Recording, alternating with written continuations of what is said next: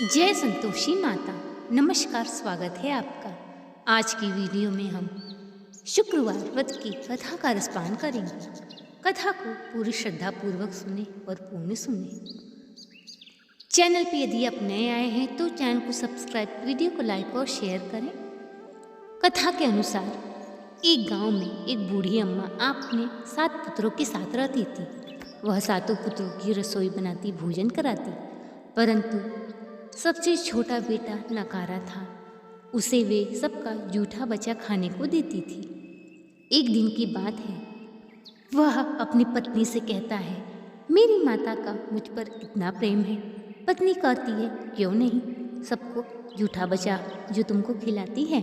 वह कहता है, जब तक मैं आंखों से नहीं देख लेता तब तक नहीं मानूंगा। बहू कहती है, आंखों से देख लोगी तब तो मानूंगी। इस प्रकार वह रसोई घर में मुँह पे कपड़ा डाल के लेट गया और कपड़े में से सब देखता रहा। उसने देखा माँ ने भोजन बनाया, 6 पुत्रों को अच्छे से भोजन कराया और उनकी जूठी बची थाली का भोजन इकट्ठा कर छोटे को आवाज़ दी। उसने कहा, माँ मुझे भोजन नहीं करना, मैं परदेश जा रहा हूँ। वह माता कहती है, कल जाता हो तो आज ही चला दा। वह इस प्रकार परदेश को निकल जाता है। जाते समय बहू की याद आती है। वह कहता है, मैं जाऊँ परदेश को, आऊँगा कुछ काल, तुम रहियो संतोष से, धर्म आपनो पाल। वह कहती है, जाओ पिया आनंद से, हमरो सोच हटाए, राम भरोसे मैं रहूँ, ईश्वर तुम्हें सहाय। इस प्रकार वह कहता है कि ये अंगूठी है, ले लो और अपनी कुछ निशानी मुझे दे दो। वह कहती है, मेरे पास क्या है, यह गोबर भरे हाथ है। यह कहकर उसके पीठ पे गोबर की हाथ की थाप मार डालती है। वहाँ चला जाता है। चलते चलते एक नगर में पहुँचता है।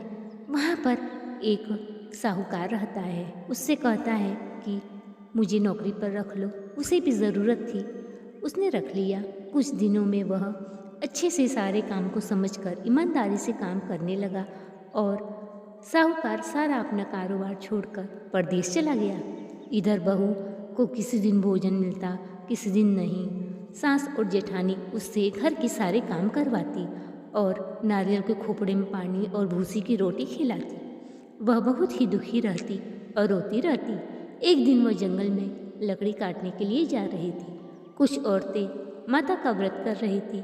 वह पूछने लगी, यह किस देवी माता का व्रत कर रही हो? सब औरतें कहने लगती हैं कि यह संतोषी माता का व्रत है, इसके करने से सारी दुख और दरिद्रता दूर हो जाती है।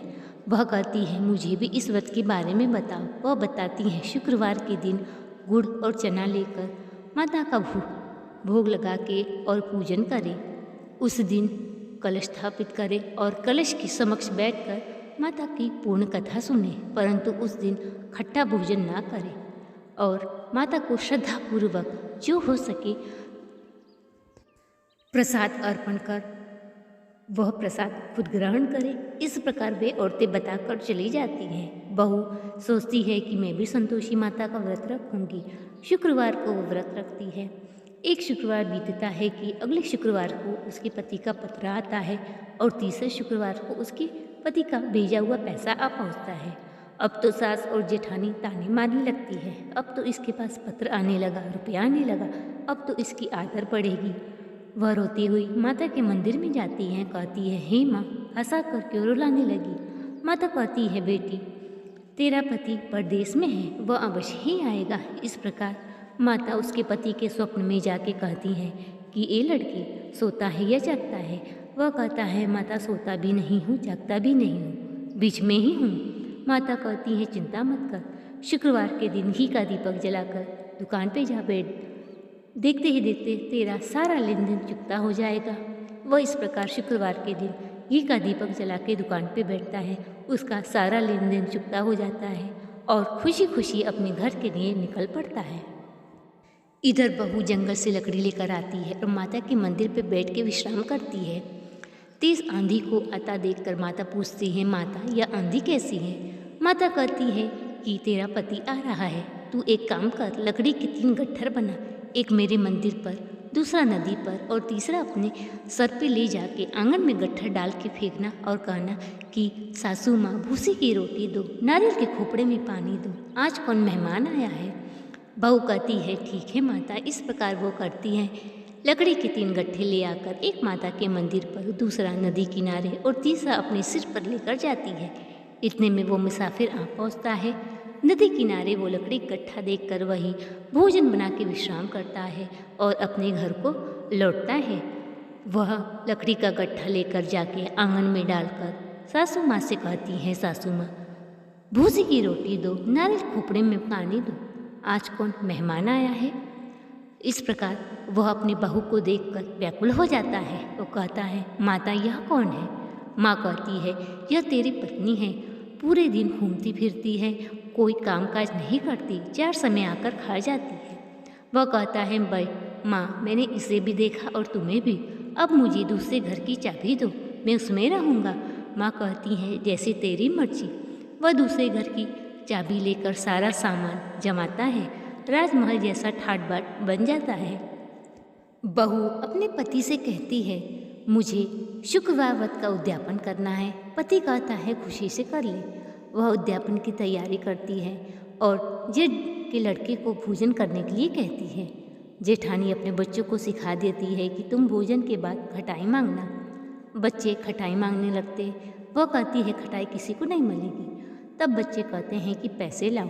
बहू को कुछ पता नहीं था, वह पैसे दे देती है। बच्चे तुरंत ही दुकान पे जाके खटाई खरीद के खाने लगते हैं।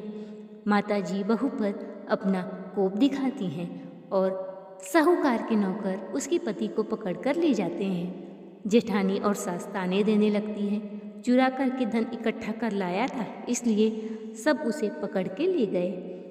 अब बहू रोने लगती है। रोती रोती माता के मंदिर में जाती है और कहती है, माता हंसा कर क्यों रुलाने लगी।